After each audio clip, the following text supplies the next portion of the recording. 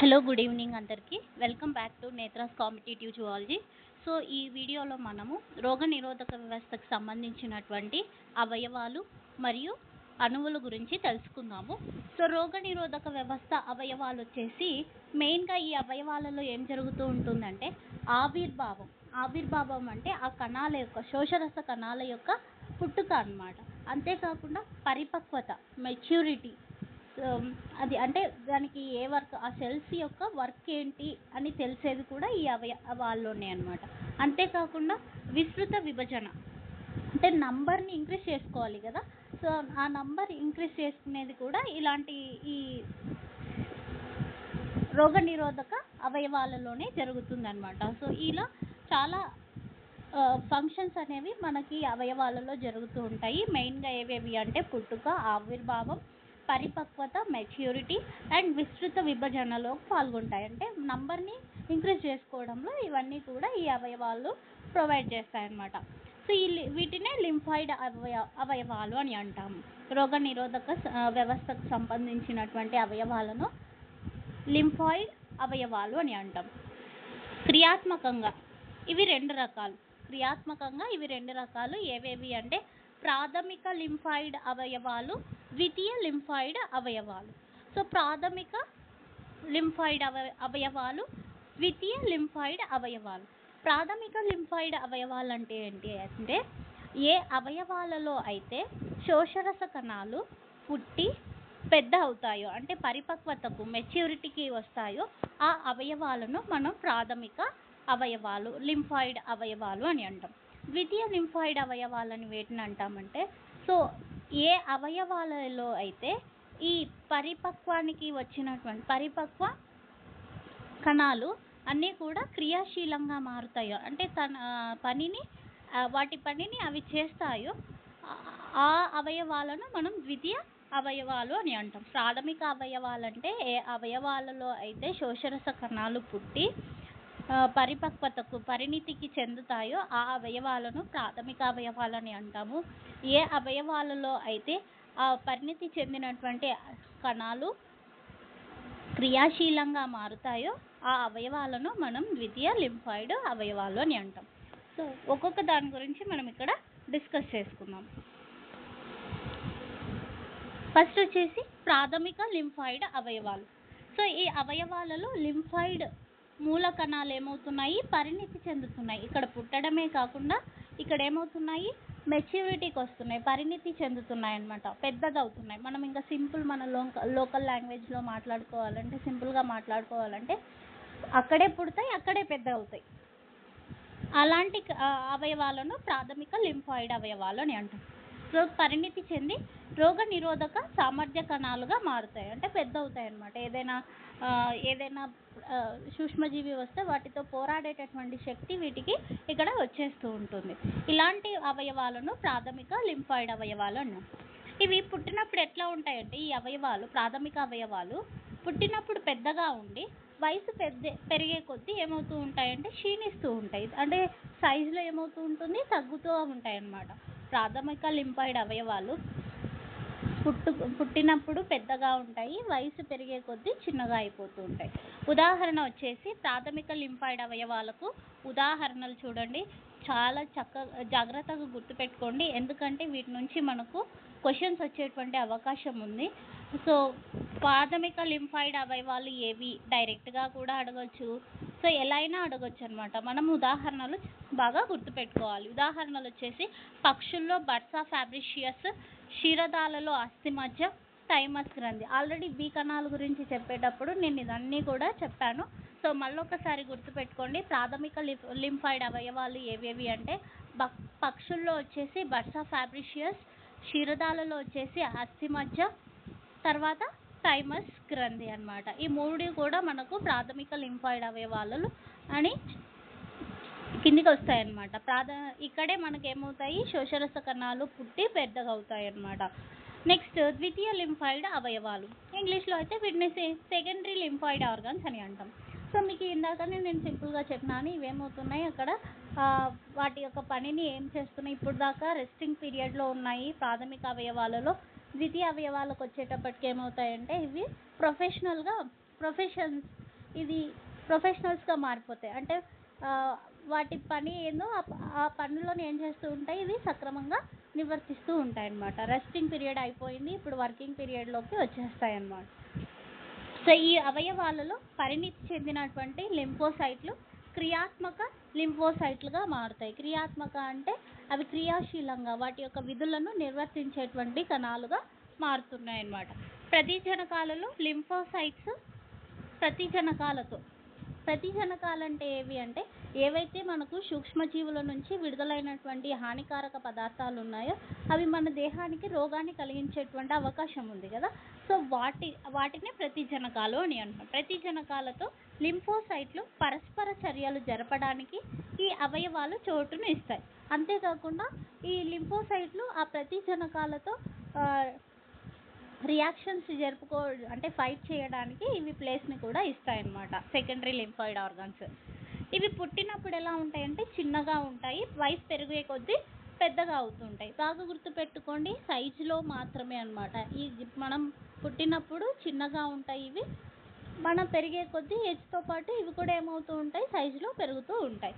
So ఉదాహరణకు చూడండి, ద్వితీయ లింఫాయిడ్ అవయవాల కిందికి ఏవేవి వస్తాయంటే మనకు ప్లీహం, స్ప్లీన్ అంటాం ఇంగ్లీష్లో, శోషరస కణుపులు, లింఫ్ నోడ్స్, శోషరస కణుపులు, ప్లీహము, శోషరస కణుపులు, టాన్సిల్స్, ఇక్కడ మనకు మెడ దగ్గర ఉంటాయి కదా టాన్సిల్స్, గవద బిళ్ళలు అని అంటాం తెలుగులో, టాన్సిల్స్. అంతేకాకుండా చిన్న పేగులోని పేయస్ ఆవరణికలు, ఇంగ్లీష్లో అయితే దీన్ని Peyer's patches of small intestine అని అంటాం. అంతేకాకుండా ఉండుకం, అపెండిక్స్, ఇవన్నీ కూడా మనకు ద్వితీయ లింఫాయిడ్ ఆర్గాన్స్. మళ్ళీ ఒకసారి రిపీట్ చేస్తున్నాను. సో ఎగ్జాంపుల్స్ ఫర్ ద ద్వితీయ లింఫాయిడ్ అవయవాలు ఏవి అంటే ప్లీహము, శోషరస కణుపులు, టాన్సిల్స్, చిన్న పేగులోని పేయర్స్ ఆవరణికలు అండ్ ఉండుకం అన్నమాట. సో దీంట్లో మనం ప్లీహం గురించి ఇక్కడ వివరంగా ఇచ్చినాడు, తెలుసుకుందాం దాని గురించి. సో ఆల్రెడీ చెప్పినాను, ప్లీహాన్ని ఇంగ్లీష్లో స్ప్లీన్ అని అంటారని చెప్పాను. సో ఇది ఎక్కడ ఉంటుందంటే ఉదర కుహరం, అంటే పొట్ట ఉన్నటువంటి ప్రాంతాన్ని, ఆ లోపల ఉన్నటువంటి కుహరాన్ని ఉదర కుహరం అని అంటాం. అక్కడ ఎడమ వైపు ఉంటుంది, ఉదర కుహరంలో మనకు ఎడమ వైపుగా ఉంటుంది. సో విభాజక పటలానికి కింద అన్నమాట చిక్కుడు గీచ ఆకారంలో ఉంటుంది. అండ్ దీని కలర్ వచ్చేసి మనకు ముదురు ఎరుపు వర్ణంలో ఉంటుందన్నమాట. సో దీంట్లో ఏముంటాయంటే ప్రధానంగా మేజర్గా శోషరస కణాలు ఉంటాయి, భక్షక కణాలు ఉంటాయి, అంటే ఫాగోసైట్స్ ఉంటాయి.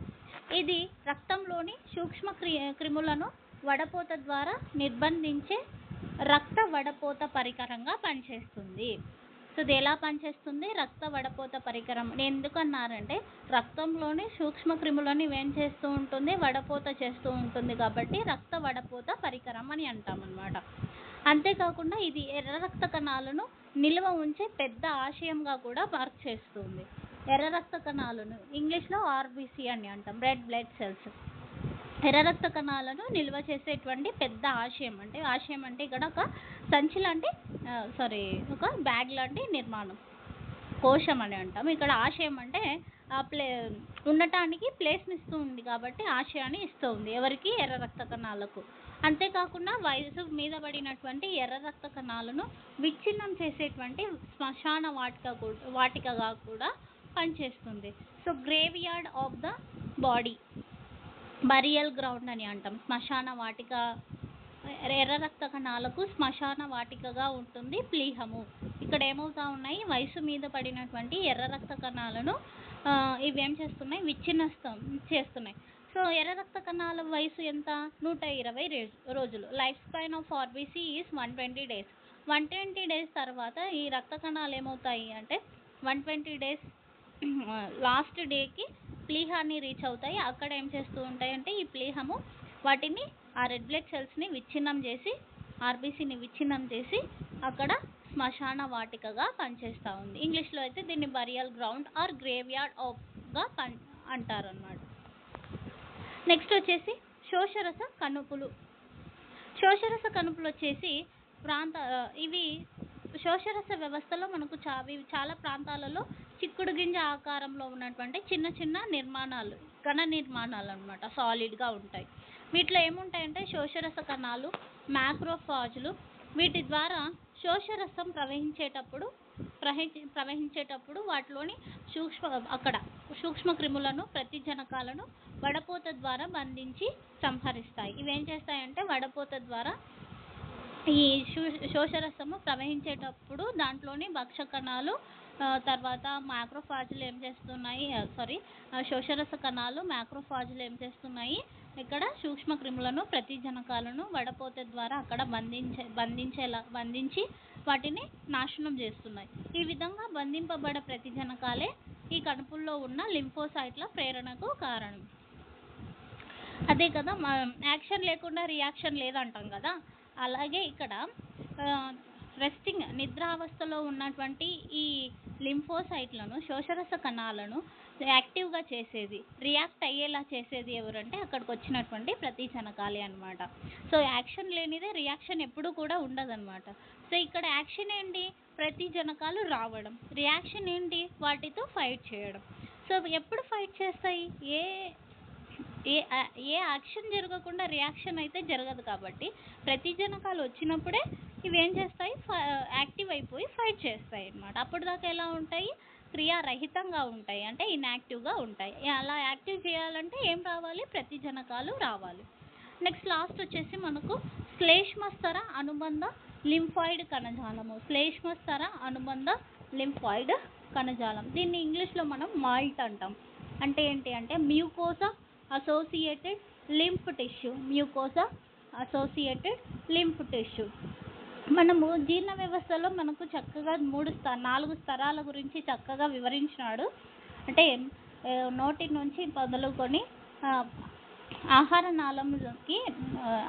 నాళం గోడల్లో మనకు 4 స్తరాలు కనిపిస్తాయి. ఒకటి శీరోజా, వెలుపలి కండర స్తరము, తర్వాత అధః శ్లేష్మస్తరం. ఇలా మనకు బయట నుంచి లోపలి వరకు 4 ఈ జీర్ణనాళం యొక్క గోడల్లో 4 స్తరాలని కనిపిస్తుంటాయి అన్నమాట. ఆ స్తరాలకు అనుబంధంగా ఉన్నటువంటి లింఫాయిడ్ కణజాలాన్ని మనం మాల్ట్ అంటాము. శ్లేష్మస్తర అనుబంధ లింఫాయిడ్ కణజాలము, mucosa associated lymph tissue. So ఇక్కడ చూడండి ఎక్కడెక్కడ ఉన్నాయి, శ్వాస, జఠరాంత్ర అంటే పొట్ట, జీర్ణాశయము, ఆంత్రము అంటే చిన్నపేగు.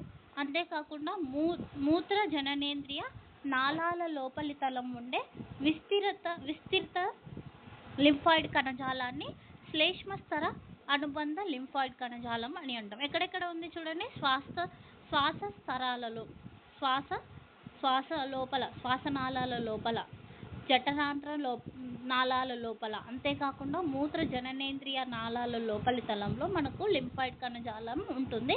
దాన్ని మనం శ్లేష్మస్తర అనుబంధ లింఫాయిడ్ కణజాలం అంటాం, లేదా సింపుల్గా మనం మాల్ట్ అని పిలుస్తాం. మానవ దేహంలో మొత్తం లింఫాయిడ్ కణజాలంలో ఇదే దాదాపు ఎంత ఉంటుందంటే మాల్టే 50% ఉంటుంది. మాల్ట్లో ఏముంటాయంటే లింఫోసైట్లు ఉంటాయి, మ్యాక్రోఫాజ్లు ఉంటాయి. ఇవి బ్యాక్టీరియాని, వైరస్ని, ఇతర ప్రతిజనకాలను బంధించి నాశనం చేస్తూ ఉంటాయి అన్నమాట. సో ఇక్కడ నుంచి మనకు ఎట్లాంటి క్వశ్చన్స్ రావచ్చు అంటే ప్రాథమిక లింఫాయిడ్ అవయవాలు ఏవి, ఉదాహరణలు రావడము, ద్వితీయ లింఫాయిడ్ అవయవాలు ఏవి అని ఉదాహరణలు రావడము, స్ప్లీన్ ఏమేమి విధులు చేస్తుంది అక్కడ నుంచి మనకు రావడము, అంటే ప్లీహం ఏవే విధులను చేస్తుంది, మాల్ట్ అని దేన్ని అంటాం, దీని కిందికి ఏవి వస్తాయి. ఇలా మనము ఎగ్జాంపుల్స్ని చూసుకుంటే మనం ఇక్కడ నుంచి వచ్చినటువంటి ఏ క్వశ్చన్ని కూడా వదులుకోము అన్నమాట. సో అందరూ కూడా ఇందులోని ఎగ్జాంపుల్స్ని బాగా గుర్తుపెట్టుకోండి. సో ఇక్కడికి మనకి ఏమైపోయినాయంటే లింఫాయిడ్ అవయవాలు అయిపోయినాయి. నెక్స్ట్ వచ్చేసి లింఫాయిడ్ అణువులు. లింఫాయిడ్ అణువులు కాదు, రోగనిరోధక వ్యవస్థకు సంబంధించినటువంటి అణువులు. సో రోగనిరోధక వ్యవస్థలో ముఖ్యంగా మనకు 3 రకాల అణువులు ఉంటాయి. అవి ఏవేవంటే పరిపూరక ప్రోటీన్లు, సైటోకైన్లు, ప్రతిదేహాలు. సో ఒకసారి మళ్ళీ రిపీట్ చేస్తున్నాను, పరిపూరక ప్రోటీన్లు, సైటోకైన్లు, ప్రతిదేహాలు. ఫస్ట్ మనం పరిపూరక ప్రోటీన్ల గురించి తెలుసుకుందాం. సో ఇంగ్లీష్లో వీటిని కాంప్లిమెంట్ ప్రోటీన్స్ అంటాం. పరిపూరక ప్రోటీన్లను కాంప్లిమెంట్ ప్రోటీన్స్ అంటాము. ఇవి ఎక్కడ ఉంటాయంటే వీటి యొక్క లొకేషన్ ఏంటి అంటే ప్లాస్మాలోను, అంటే రక్తంలో ప్లాస్మా ఉంటుంది కదా, వాటర్గా ఉన్నటువంటి దాన్ని మనం ప్లాస్మా అంటాం. సో రక్తంలో ఉన్న ప్లాస్మాలోను, తర్వాత త్వచ ఉపరితలంపై కణం యొక్క త్వచం యొక్క ఉపరితలంపై ఉంటాయి పరిపూరక ప్రోటీన్లు. సో పరిపూరక ప్రోటీన్లు ఎక్కడ ఉంటాయి అంటే రక్తంలోని ప్లాస్మాలోను, తర్వాత కణాల యొక్క త్వచ ఉపరితలం పైన ఉంటాయి. సో ఇక్కడ ఒక వర్డ్ యూజ్ చేసినారు, ఆచేతన ప్రోటీన్లు. ఆచేతన ప్రోటీన్లు అంటే ఇవి క్రియాశీలంగా ఉండవు. ప్లాస్మాలో ఉన్నప్పుడు, తర్వాత కణాల మీద ఉపరితలం మీద ఉన్నప్పుడు డైరెక్ట్గా క్రియాశీలంగా ఉండవు అనమాట. ఎందుకంటే ప్రతిజనకం వచ్చేంత వరకు కూడా ఇది ఎలాంటి స్టేజ్లో ఉంటుంది, ఇన్యాక్టివ్ స్టేజ్లో ఉంటుంది, అంటే రెస్టింగ్ పీరియడ్లో ఉంటుంది. మనం కూడా అంతే కదా, ఎగ్జామ్స్ వచ్చేంత వరకు కూడా మనం ఏం చేస్తాం, చదువుకోము. ఎగ్జామ్స్ వస్తున్నాయని తెలిస్తే అప్పుడు మాత్రమే చదువుకుంటాం, ఎందుకంటే అప్పుడు భయం అనిపిస్తూ ఉంటుంది. సో అప్పటిదాకా ఏం చేస్తూ ఉంటాం, బాగా రెస్ట్ తీసుకుంటూ ఉంటాం. సేమ్ అలాగే అనమాట. ప్రతి జనకం వచ్చేంత వరకు కూడా ఇది ఎలా ఉంటాయి అంటే క్రియారహితంగా ఉంటాయి, క్రియాశీలంగా ఉండవు అనమాట. అందుకే రెస్టింగ్ పీరియడ్లో, నిద్రావస్థలో ఉంటాయి. అందుకే వీటిని ఏమంటాము, ఆచేతన ప్రోటీన్లు అనమాట. సో దాదాపు 30 ప్రోటీన్లు కలిసి పరిపూరక వ్యవస్థగా ఏర్పడతాయి. 30 పరిపూరక ప్రోటీన్లన్నీ కలిసి ఒక వ్యవస్థగా ఏర్పడుతున్నాయి. ఆ వ్యవస్థను ఏమంటామంటే పరిపూరక వ్యవస్థ అని అంటాం. సో ఈ పరిపూరక ప్రోటీన్లకు ఎవరు జన్మనిస్తారు అంటే మోనోసైట్లు కాలేయ కణాలు. సో వీటిని ఎవరు ఉత్పత్తి చేస్తున్నారంటే కాలేయ కణాలు, మోనోసైట్లు. పరిపూరక ప్రోటీన్స్ యొక్క మదర్ ఎవరు అంటే కాలేయ కణాలు, మోనోసైట్స్. గుర్తుపెట్టుకోవడానికి నేను ఇలా చెప్తున్నాను. సో ఇక్కడ నుంచి ఎవరు ఉత్పత్తి చేస్తున్నారు ఇక్కడ, కాలేయ కణాలు, మోనోసైట్స్. కాలేయ కణాలను హెపాటోసైట్స్ అని ఇంగ్లీష్లో అంటాం. ఇవి ప్లాస్మాలో ఆచేతన స్థితిలో ఉంటాయి. ఇందాకనే మీకు చెప్పినాను కదా, ఆచేతన స్థితి అంటే ఏంటి, ఇన్యాక్టివ్ స్టేజ్, రెస్టింగ్ స్టేజ్లో ఉంది, అంటే ఇంకా యాక్టివ్గా కాలేదు. ఎందుకు అంటే ప్రతి జనకం, సో ఇంకా సూక్ష్మజీవి ఏదైనా బ్యాక్టీరియా, వైరస్ ఇవేవి రాకున్నంత వరకు కూడా ఇది ఎలా ఉంటుంది, సైలెంట్గా ఉంటుంది. ఎందుకంటే యాక్షన్ జరగలేదు కాబట్టి రియాక్ట్ అవ్వవు. ఎప్పుడైతే యాక్షన్ జరుగుతుందో అప్పుడు ఖచ్చితంగా ఇవేమవుతాయి, యాక్టివ్ అయిపోయి రియాక్షన్ని చూపిస్తాయి. సో అప్పటిదాకా ఎలా ఉంటాయి, అచేతన స్థితిలో ఉంటాయి, ఇన్యాక్టివ్ స్టేజ్లో ఉంటాయి. వీటిని రోగనిరోధక వ్యవస్థ లేదా సూక్ష్మ క్రిములు చైతన్యపరుస్తాయి. ఇందాకనే చెప్పాను కదా, ఇది దీన్ని ఎవరు యాక్టివ్ చేస్తారు, సూక్ష్మ క్రిములు. అంటే సూక్ష్మ క్రిములు వీటిని ఏం చేస్తాయి, చైతన్యపరుస్తాయి. అంటే అవి వచ్చినాయంటే ఇవి అలర్ట్ అయిపోతూ ఉంటాయి అన్నమాట. అంతేకాకుండా రోగనిరోధక వ్యవస్థ కూడా దీన్ని ఏం చేస్తూ ఉంటుంది, చైతన్యపరుస్తూ ఉంటాయి. సో ఇవి బ్యాక్టీరియాని ఎలా చంపుతాయి అంటే రెండు విధాలుగా చంపుతాయి, 2 రకాలుగా చంపుతాయి. సో ఫస్ట్ రకం చూడండి, యాప్సనైజేషన్ అంటాం. ఫస్ట్ రకాన్ని ఏమంటాము, యాప్సనైజేషన్. అంటే ఏంటో చూద్దాం. కొన్ని పరిపూరక ప్రోటీన్లు బ్యాక్టీరియా ఉపరితలంపై ఆచ్ఛాదనం లేదా పూతలాగా అంటుకుంటాయి. కొన్ని పరిపూరక ప్రోటీన్లు ఏం చేస్తున్నాయి, బ్యాక్టీరియా యొక్క పైన ఉపరితలం మీద ఒక ఆచ్ఛాదనం లాగా, పూతలాగా అంటుకుంటాయి అన్నమాట. అంటుకొని ఏం చేస్తాయంటే, ఆ అంటుకోవడం వల్ల ఏమవుతుందంటే ఇవి అక్కడుండి అన్ని భక్షక కణాలు బ్యాక్టీరియా వైపు ఆకర్షింపబడేలా చేస్తాయి. అన్ని భక్షక కణాలను ఇవేం చేస్తాయి, బ్యాక్టీరియా వైపు వచ్చేటట్టుగా అట్రాక్ట్ చేస్తాయి, పిలుస్తాయి అన్నమాట. సో అలా ఏమవుతుంది, భక్షక కణాలు బ్యాక్టీరియా ఉన్న చోటుకు వచ్చేసి ఆ బ్యాక్టీరియాని ఏం చేసేస్తాయి, తినేస్తూ ఉంటాయి అన్నమాట. సో ఈ పద్ధతిని ఏమంటాము, యాప్సనైజేషన్. సో చూడండి, ఈ ప్రక్రియను యాప్సనైజేషన్ అంటారు. దీనివల్ల భక్షక కణాలు బ్యాక్టీరియా వైపు ఆకర్షించబడి వాటిని భక్షిస్తాయి. నేను అదే చెప్పాను. సో ఫస్ట్ ఏం చేస్తున్నాయి, ఇవి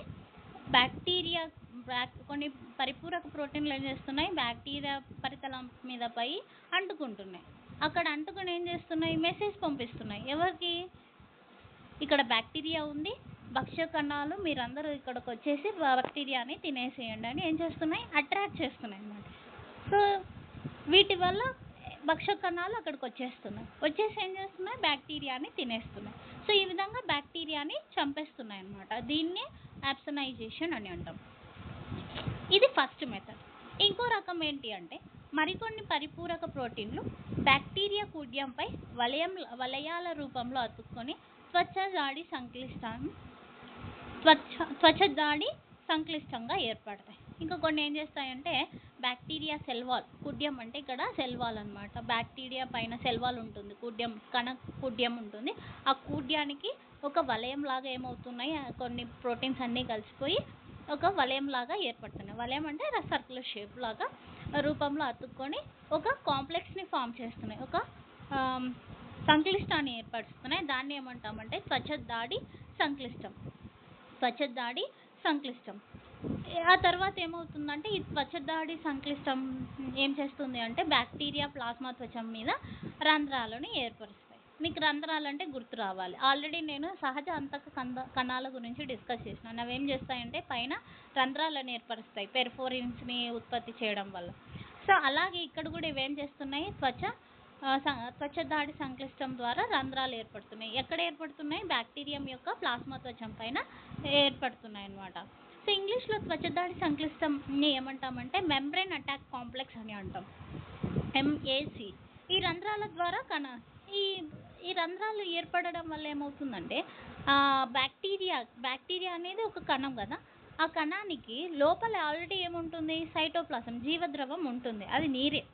మళ్ళీ ఏమవుతుంది, దానిది కాకుండా బయట ఉన్నటువంటి కణద్రవం ఏమవుతుంది, బయట ఉన్నటువంటి ద్రవము ఆ రంధ్రాల ద్వారా బ్యాక్టీరియా లోపలికి కంటిన్యూస్గా వెళ్తుంది.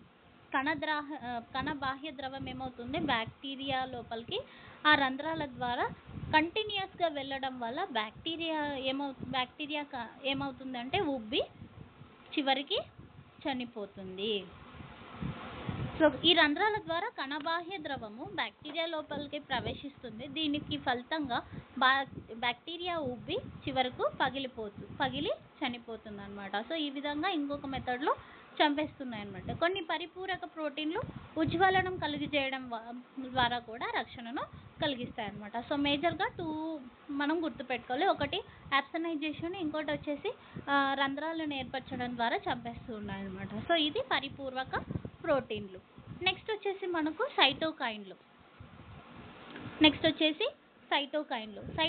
వచ్చేసి ఎక్కడి నుంచి పుడుతున్నాయి అంటే రోగ నిరోధక వ్యవస్థలోని లింఫోసైట్స్ నుంచి కానీ మోనోసైట్స్ నుంచి కానీ ఇవి ఉత్పత్తి అవుతున్నాయి. లేదా వైరస్ సాంక్రమిక కణాలు ఉంటాయి కదా, వాటి నుంచి కూడా ఈ సైటోకైన్లు అనేవి ఉత్పత్తి అవుతూ ఉంటాయి. సో ఇవి సాంక్రమిక కణాల నుంచి స్రవించబడే చిన్న ద్రావణీయ ప్రోటీన్లు లేదా గ్లైకోప్రోటీన్స్ అంటాం. సైటోకైన్లు వచ్చేసి మనకు చిన్నగా ఉన్నటువంటి గ్లైకోప్రోటీన్లు. ఇవి ఎక్కడ ఉంటాయంటే ఏం చేస్తాయంటే ఇవి రోగనిరోధక కణాల త్వచాలపై ఉన్నటువంటి గ్రాహకాలకు ఇవి పోయి అతుక్కొని ఏం చేస్తాయంటే ఆ గ్రాహకాలను ప్రతిజనక గ్రాహకాలను ఏం చేస్తాయి, చైతన్యపరుస్తాయి. సో చైతన్యం అవ్వగానే ఆ గ్రాహకాలు ఏమవుతాయి, విభేదనం చెందుతాయి. విభేదనం అంటే వాటికి అప్పుడు దాకా ఏం చేయాలనేది తెలియదు అనమాట. అంటే ఇన్యాక్టివ్గా ఉన్నాయి, క్రియాశీలంగా లేవు. ఇప్పుడు వాటికి ఒక పని వచ్చింది, ఆ పనిని సక్రమంగా నిర్వర్తించడానికి రెడీగా ఉన్నాయి. దాన్ని ఏమంటాం, విభేదనం అని అంటాం. సో ఇది ఏం చేస్తుంది, ఆ గ్రాహకాలకు పోయి అతుక్కొని వాటిని చైతన్యపరిచి విభేదనం చెందేలాగా చేస్తాయి. కొన్ని సైటోకైన్లు పెరుగుదల కారకాలుగా పనిచేస్తాయి. పెరుగుదల కారకాలు అంటే ఏంటంటే పెరుగుదల జరగాలంటే ఏం కావాలి, కణ విభజన జరగాలి, కణాలు విభజన చెందాలి. పెరుగుదల కోసం కణాల విభజనను ప్రోత్సహించి పెరుగుదలకు తోడ్పడతాయి. అంతేకాకుండా కొన్ని కణభక్షణ చేస్తాయి, అంతేకాకుండా సాంక్రమిక కణాలను విచ్ఛిన్నం చేస్తూ ఉంటాయి. సో ఇవి 2 రకాలు, ఇంటర్ల్యూకిన్లు, ఇంటర్ఫెరాన్స్ అండ్ ఇంటర్ఫెలాన్స్. సైటోకైన్లు 2 రకాలు, ఇంటర్ల్యూకిన్లు, ఇంటర్ఫెరాన్స్ వచ్చేసి ILS అంటాము వీటిని. ఇవి తెల్ల రక్త కణాలు. వీటిని ఎవరు స్రవిస్తారు, తెల్ల రక్త కణాలు స్రవిస్తాయి. ఇవి రోగ నిరోధక కణాలను ఏం చేస్తూ ఉంటాయి, అంటే కణాల పెరుగుదలకు తోడ్పడుతుంది అనమాట. ఇందాక చెప్పుకున్నాం కదా, సైటోకైన్లు పెరుగుదలకు కారకాలుగా పనిచేస్తాయి. ఈ రోగ నిరోధక కణాల యొక్క నంబర్ని ఏం చేస్తూ ఉంటాయి, పెంచుతూ ఉంటాయి. విస్తృత విభజన అంటే వాటి సంఖ్యను పెంచుతాయి అన్నమాట. అంతేకాకుండా విభేదనం తోడ్పడతాయి. విభేదనం అంటే చైతన్యపరిచి వాటిని క్రియాశీలంగా మార్చుతాయి కాబట్టి దాన్ని మనం విభేదనం అని అంటాం. ఇది ఇంటర్ల్యూకిన్స్ యొక్క పని. నెక్స్ట్ ఇంటర్ఫెరాన్స్ వచ్చేసి ఇవి వైరస్ సంక్రమిత కణాలు ఉత్పత్తి చేసే ప్రతి వైరల్ ప్రోటీన్. ఎవరు దీన్ని ఉత్పత్తి చేస్తారంటే వైరస్ సాంక్రమిక కణాలు. ఇవి పొరుగు కణాలకు వైరస్ సంక్రమించకుండా ఏం చేస్తాయి, కాపాడుతూ ఉంటాయి. ఇవి ఒక కణం నుంచి మరొక కణానికి వైరస్ వ్యాప్తిని నిరోధిస్తాయి. ఒక కణంలో ఉన్న వైరస్ ఇంకో కణానికి స్ప్రెడ్ కాకుండా ఇదేం చేస్తూ ఉంటుంది, అడ్డుపడుతూ ఉంటుంది, కాపాడుతూ ఉంటుంది. సో వీటి గురించి ముందు మనం డీప్గా ఇంకా తెలుసుకుంటాము. సో నెక్స్ట్ ఇది సెకండ్ టైప్ సైటోకైన్స్. తర్వాత వచ్చేసి మనకు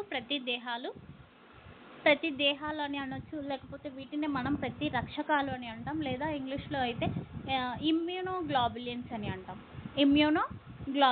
గ్లోబులిన్స్ అని అంటాం. సో చూడండి,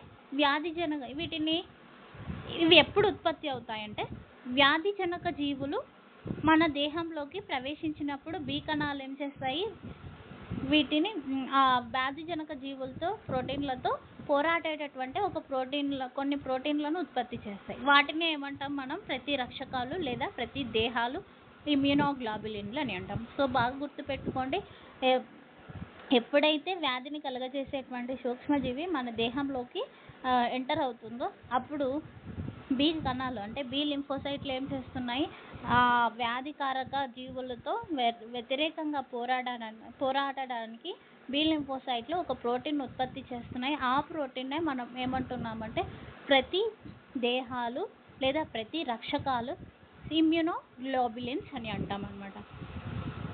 సో ఇవి ప్రతిజనకాలతో బంధనం అనేది బంధనంలో వీటికి విశిష్టత ఉంటుంది. అంటే వచ్చిన అన్ని ప్రతిజనకాలతో ఇవి బంధింపబడవు.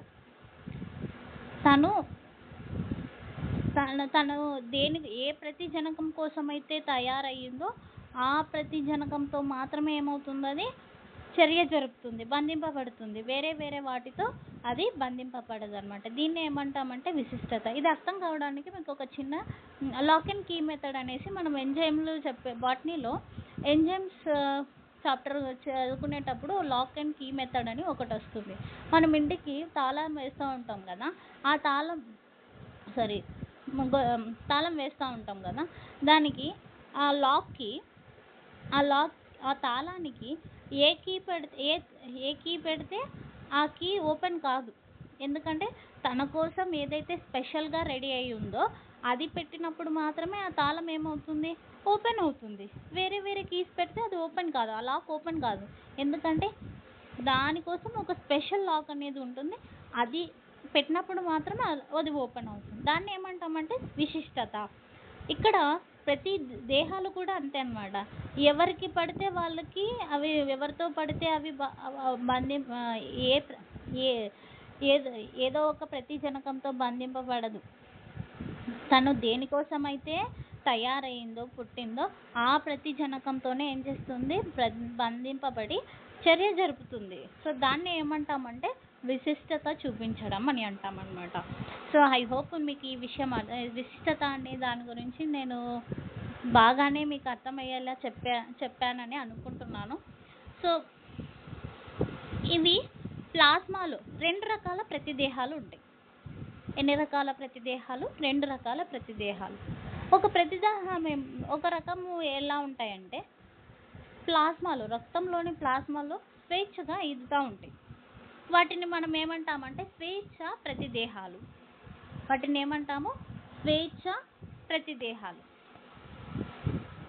లేదా కొన్ని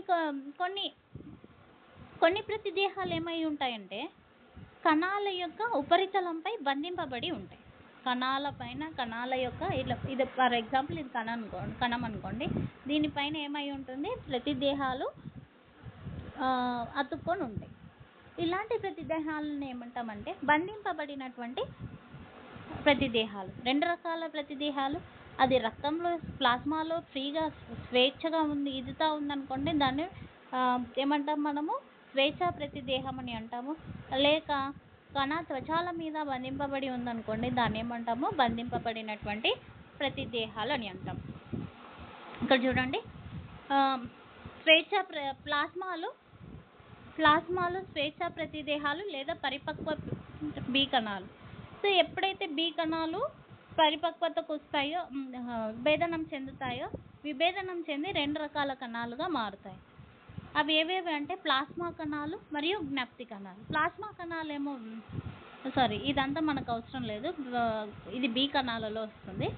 సో ప్లాస్మాలో స్వేచ్ఛా ప్రతిదేహాలు లేదా పరిపక్వ బి కణాలు జ్ఞప్తి కణాల ఉపరితలం మీద ఉపరితల ప్రతిదేహాలు, బంధింపబడినటువంటి ప్రతిదేహాలని ఉపరితల ప్రతిదేహాలని అంటాం. సో ప్రతిదేహాలు ప్రతిజనకాలతో ఫైట్ చేయడం వల్ల కలిగేటువంటి రోగ నిరోధకతను ఏమంటారో నేను నిన్నటి క్లాస్లో ఆల్రెడీ చెప్పినాను. సో ఒకసారి గుర్తు చేసుకోండి. సో అది వచ్చేసి ఏంటి అంటే దేహద్రవ నిర్వర్తిత రోగ నిరోధక. ప్రతిదేహాలు ఉన్నాయంటే మరో సందేహం లేకుండా, మరో డౌట్ లేకుండా ఖచ్చితంగా అక్కడ ఏ రోగ నిరోధకత అని చెప్పాలి, దేహద్రవ నిర్వర్తిత రోగ నిరోధకత అన్నమాట. సో ఇవి ఈ ప్రతిదేహాలు దేహద్రవ నిర్వర్తిత రోగ నిరోధకతలో ప్రముఖ పాత్ర నిర్వర్తిస్తాయి. ఓకేనా. సో ఇది మనకు రోగ నిరోధక వ్యవస్థకు సంబంధించినటువంటి అణువులు మరియు అవయవాలు. సో మన దేహంలో చాలా వరకు ఐజీజీ రకానికి చెందినటువంటి ప్రతిదేహాలే ఉత్పత్తి అవుతుంటాయి. వీటిలోని రకాల గురించి మళ్ళీ మనం మాట్లాడుకుందాము. సో ఇది ఈరోజు క్లాస్. సో మీకు ఏవైనా డౌట్స్ ఉంటే ఈ క్లాస్లో కింద కామెంట్ సెక్షన్ ద్వారా మీరు నాకు తెలియజేస్తే దానికి సంబంధించినటువంటి ఆన్సర్స్ నేను నెక్స్ట్ వీడియోలో మీకు ఎక్స్ప్లెయిన్ చేయడానికి చూస్తాను. అంతేకాదు మీకు కావాల్సినటువంటి టాపిక్స్ని కూడా నాకు కామెంట్ సెక్షన్ ద్వారా తెలియజేస్తే నేను ఆ టాపిక్స్ మీద త్వరలోనే వీడియోస్ అప్లోడ్ చేయడానికి ట్రై చేస్తాను. So thank you for watching my video.